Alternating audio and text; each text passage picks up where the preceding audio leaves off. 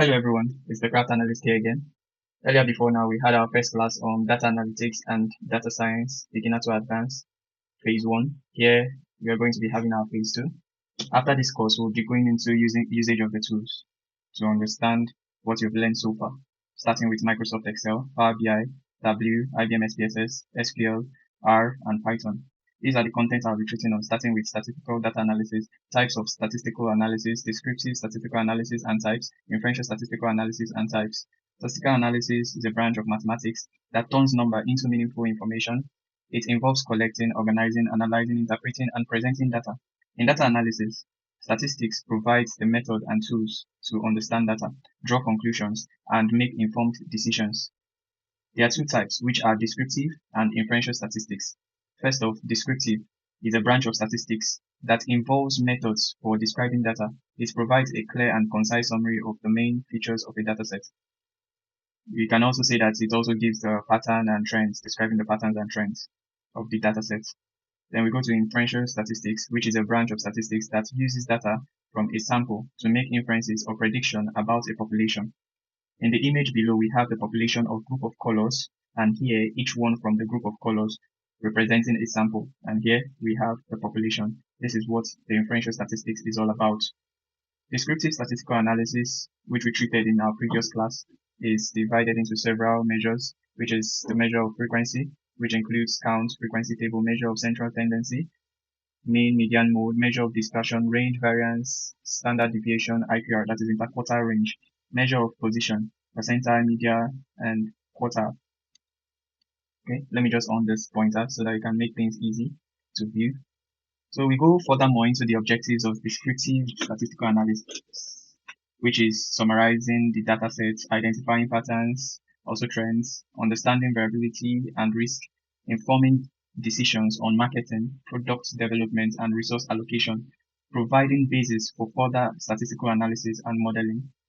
Inferential statistical analysis is divided into three, which we have the estimation, we have hypothesis testing, and regression analysis.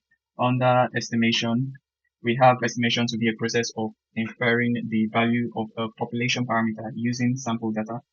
It's divided into two, the point and the interval. The point gives a single best guess of a population parameter. For instance, sample mean estimating population mean. We have interval estimation, which provides a range of value within which the population falls into.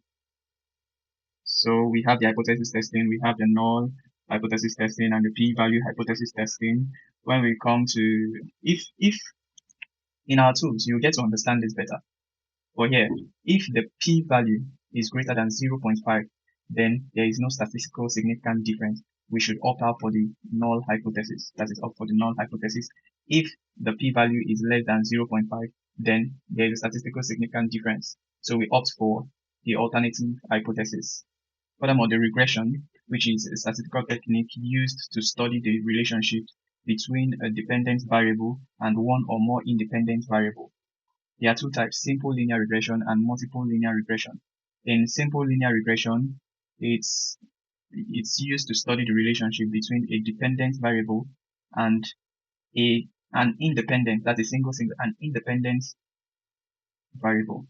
But in multiple, it's used to study the relationship between a dependent variable and two or more independent variables. For hypothesis testing, there are rules that should be met. Meanwhile, in hypothesis testing, we have two types, parametric and non-parametric hypothesis testing. For you to carry out parametric hypothesis testing, the set must meet two criteria. The first criteria is equal sample size, and then the second criteria is the continuous dependent variable should be normally distributed. That means when you apply the histogram, it should be normally distributed. In our tools, we will display all this for better understanding. There are types of parametric hypothesis testing, which is t-test and ANOVA test. The t-test is a statistical test used to compare the means of two groups to see if they are significantly different. For example, comparing the average exam scores of male versus female students. That's for the t-test. The ANOVA test, which is analysis of variance, and to describe the briefing we have is a statistical test used to compare the mean of three or more groups at once to see if at least one is significantly different.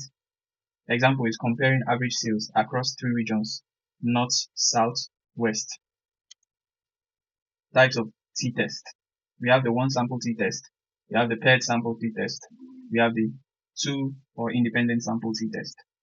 The one sample t-test is when you're using the variable to just maybe show a relationship between just one numeric and a variable.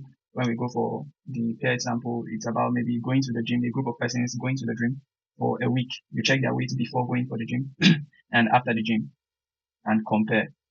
When we go for two, we're talking about two sample t-test. We're talking about the variable being two, whereby you analyze. But in our tools, all these will be why I need you to understand all these I'm explaining and to have it at the back of your mind is because during the process of learning the various tools, all this will come up. That's when you get a better view and understanding of what is being explained here.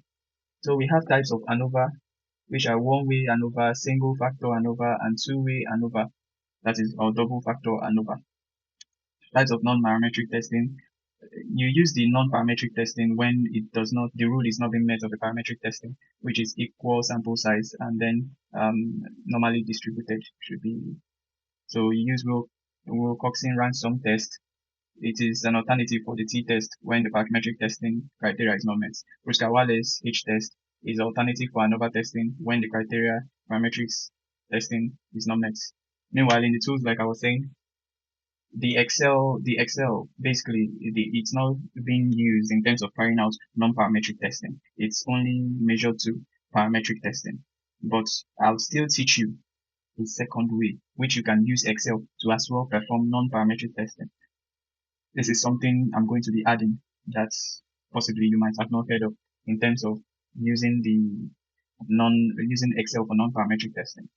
But we're going to regression. Regression analysis is a statistical technique used to study the relationship between a dependent variable and one or more independent variable. They are of two types. We have simple regression model and we have multiple regression model. That's a multiple linear regression. So you can see the formula being used, but when we are using, it's all different when you're using the tools, but we'll get to that. You just have to know this at the back of your mind so that it will be easy to understand when I'm explaining it using the tools. Y is, as we know, is single value of dependent variable. We have alpha slope. We have x single value of independent variable. We have beta, which is the y-intercept. Then multiple linear regression, same thing. There we can see the BO, which is the intercept, and B1 down to maybe Bn more. That is the B1, B2, and furthermore, we have it to be the coefficient of the regression. Then we have the xi, x, and I. That is the independent variable, ui, disturbance error.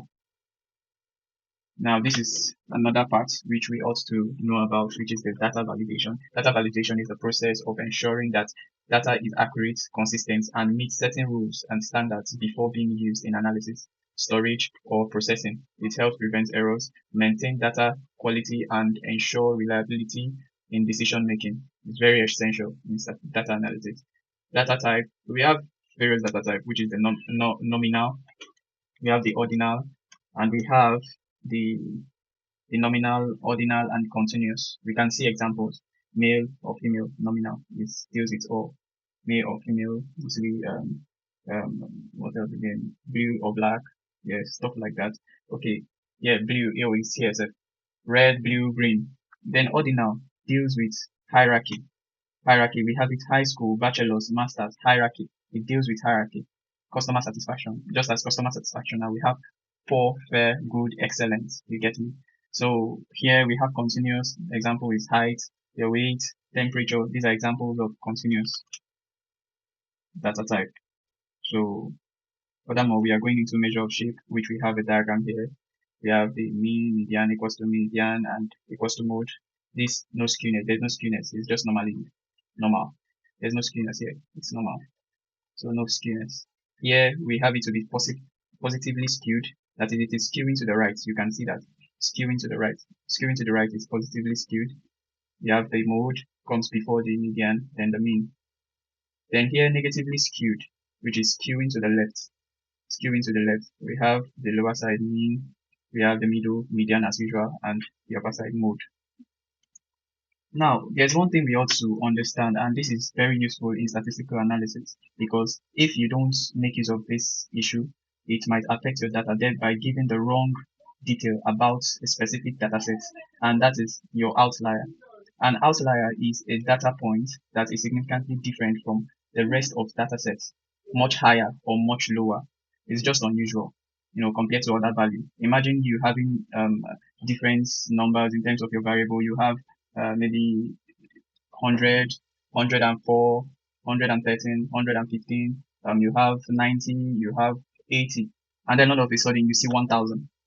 All of a sudden you see 2. It's absurd. So those are outliers. So in cases like this, you ought to remove the outliers so that you can carry out a proper statistical analysis based on research or creating a model. Okay, example, in a class test where most students score between 50 to 80, yeah, a score of 5 or 100 would be an outlier. So just as I was saying. So we've come to the end of this class on the phase 2 of data analytics and data science lecture, which is the phase 2. We have come to the end of it. I want to say a very big thank you for listening. Now we are moving over to the tools. I need you to study these two videos, the phase 1 and phase 2 video, very well, because these tools depends on this knowledge. You have to take it in so that it will help you in the tools when I am explaining bit by bit going overly from beginner to advanced. You will understand because you know this at the back of your mind. So please study this very well and prepare for learning the tool in our next video. Thank you.